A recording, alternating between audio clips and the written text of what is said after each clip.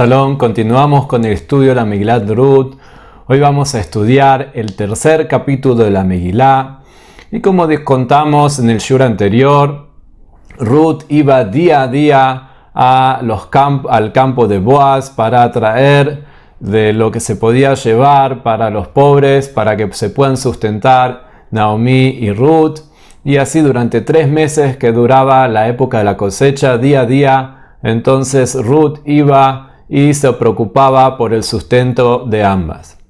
Cuando terminó entonces la época de la cosecha, Naomi le dice a Ruth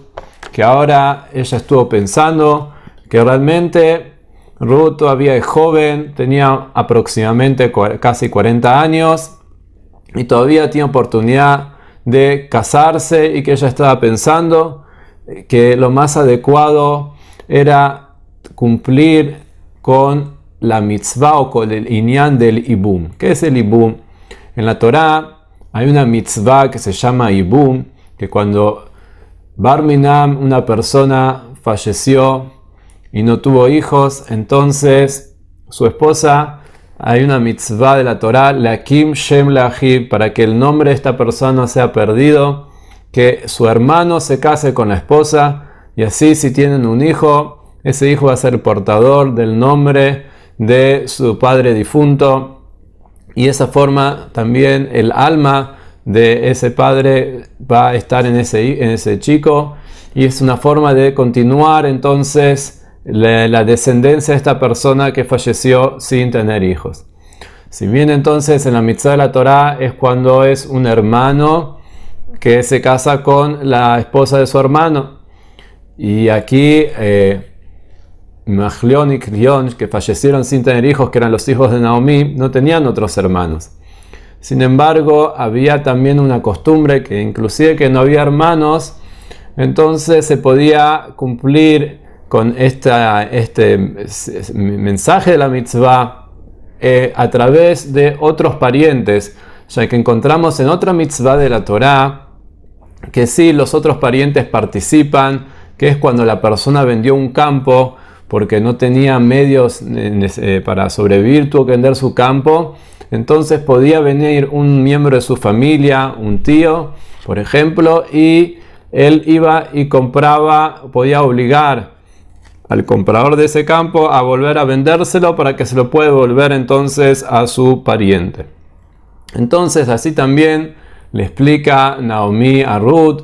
que ellos tienen un pariente que es justamente Boaz, que casualmente no hay nada casual, sino que Hashem ya lo había preparado, entonces que justamente Boaz, que era en el campo donde Ruth trabajaba todos los días, era entonces pariente de ellos, ya que él era el sobrino de Elimelech, era el primo entonces de Mahlion y Kilion. Entonces Naomi le dice a Ruth: prepárate, llévate tus ropas de Shabbat y anda entonces a donde estaba Boaz, que justamente esa noche iba a estar en el Gor, en el lugar donde se hacía el trillado de las espigas, iba a estar ahí. Entonces acércate y él te va a decir exactamente cómo proceder para poder cumplir esta mitzvah de este inyan del ibum. Si no era la mitzvah de la Torah, pero por lo menos tratar de llevar a cabo esto de la Kim Shem Lahib, de seguir la descendencia entonces de Mahlion, que se había quedado sin hijos. Entonces Ruth acepta, solamente le dice que prefiere que las vestimentas de Shabbat se las va a poner recién cuando llega ahí, para que no llamar la atención cuando iba a ir entonces en los caminos hacia el campo de Boaz.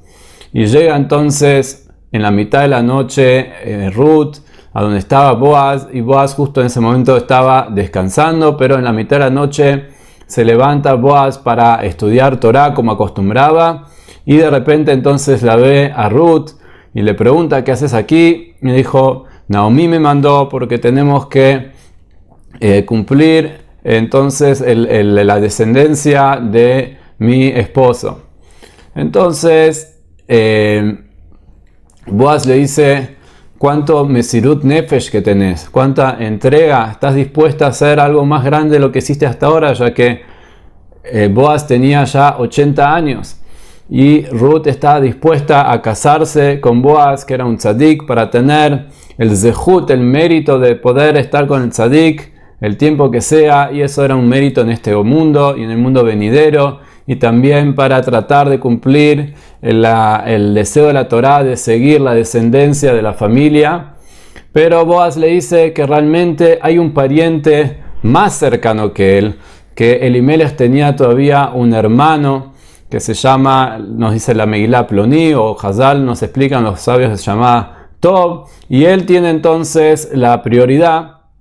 Pero Boaz le dice: no te preocupes, yo inmediatamente mañana ya voy a tratar de solucionar este tema para que realmente rápidamente te puedas casar o con él o conmigo si él no va a querer. Pero en la mitad de la noche no correspondía que Ruth se vaya en la mitad del campo, entonces le dijo: quédate aquí y en el alba vas a volver a tu lugar. Pero Boaz hace una promesa de que un juramento que no se va a acercar a Ruth hasta que no se case, porque era un nisayón, un desafío estar entonces en esa noche. Y además Boaz, como con reconocimiento al Mesirut Nefesh, a la entrega de Ruth, le da una bendición especial, le entrega 6 granos de cebada, y nos explican nuestros sabios que esto representaba 6 brajot que iba a tener Ruth, ya que de Ruth salió, como dijimos en la introducción, David Amelech, el rey David, y además también Hizkiyahu, que era un rey tzadik, también de la descendencia de David, también el Melech Yoshiyahu, y después había otra brajá para Hananiah, Mishael y Azariah, que estaban dispuestos a quemar en el fuego en la época de Nebuchadnezzar al Kiddush Hashem y se salvaron milagrosamente. Después también había otra brajá para Daniel, que también era descendiente de Ruth, y la última brajá en especial para el Mashiach, el Mesías que va a redimir Bezrat Hashem al pueblo de Israel, que es descendiente también de Ruth. Y con esto concluye entonces el tercer capítulo, y Bezrat Hashem, en el próximo shiur vamos a ver cómo es el desenlace de todos estos hechos de la Megilá. Shalom.